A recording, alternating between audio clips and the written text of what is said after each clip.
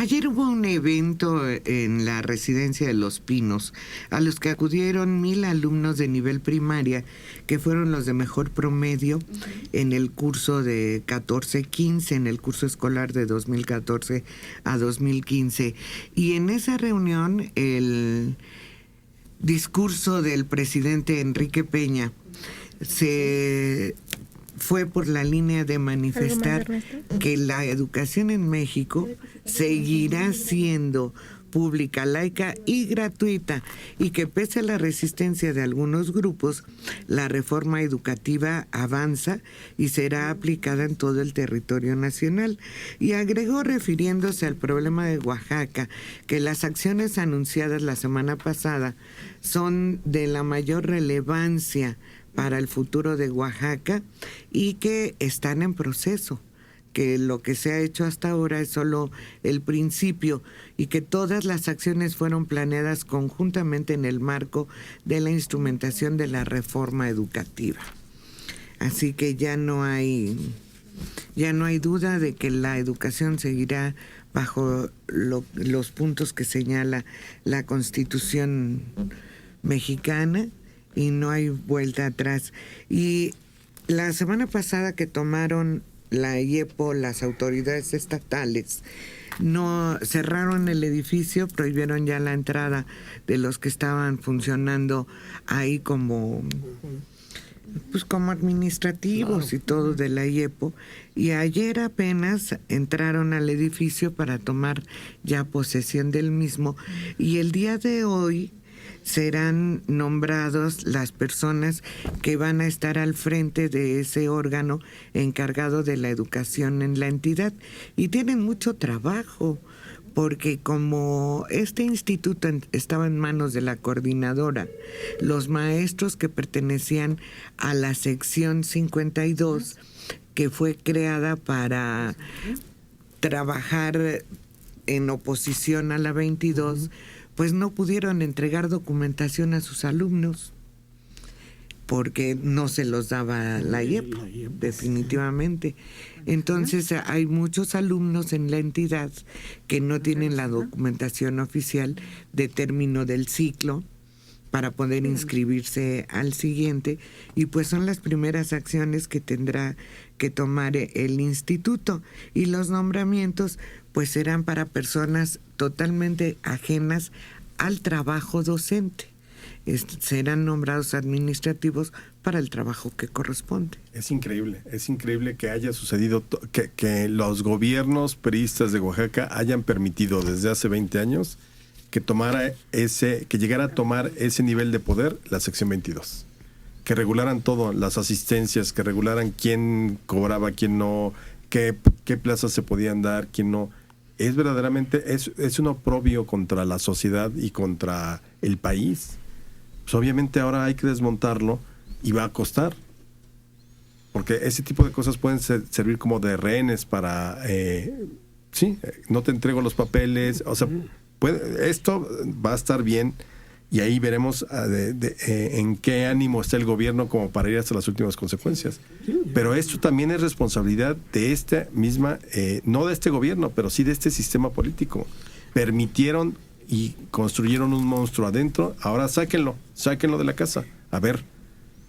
El propio juez se negó a dar apoyo a los maestros disidentes dentro de la disidencia, señalando, es que el contrato está con la sección 22. ¿Cuál contrato? Que ellos deciden exactamente quién va a dar la clase y en dónde, y no tiene que intervenir el sindicato en esto. Claro, la educación es del gobierno, es del Estado. Es un servicio que tiene que dar el gobierno, necesariamente. Es que fue un error dejar la responsabilidad total a los gobiernos sin que hubiera una supervisión.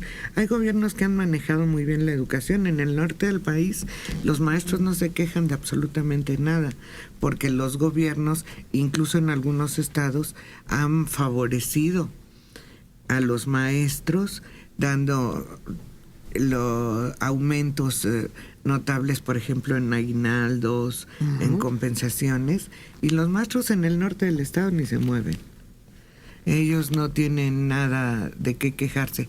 Son en otros estados en donde se ha abusado del presupuesto que se le dio a educación y que realmente se entregaba el dinero y nadie pedía cuentas. No hay una dependencia que pudiera decir, a ver, te di 20,000 millones. ¿Qué hiciste? ¿Qué hiciste con ellos? Lo mismo está sucediendo ahorita en Guerrero. Y no han revisado Michoacán, pero por ahí ha de andar. Porque había un mal manejo de los recursos.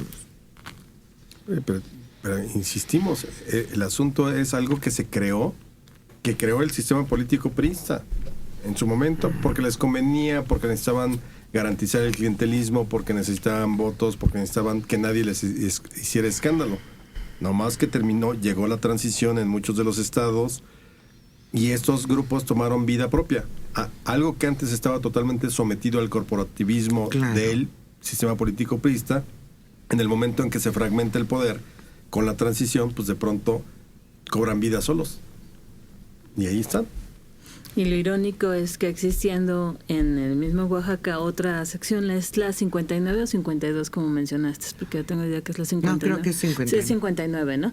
Que ellos sí querían trabajar, era los que muchas veces se les impedía entrar a las instalaciones educativas y que muchas veces también papás de niños que ya estaban hartos de la suspensión de clases y que estaban con los maestros de la 59, que sí trabajaban, se tenían que enfrentar con la sección 22 hasta a golpes, a palos, a piedras, y el gobierno solamente apoyaba a la coordinadora, con policía.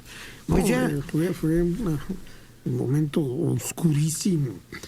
Y claro, hay detrás tal vez una imitación extralógica al sistema que hay en Estados Unidos, donde en efecto los estados controlan sus sistemas educativos, pero eso también lleva a locuras, ¿no? Como estados donde prohíben la enseñanza de la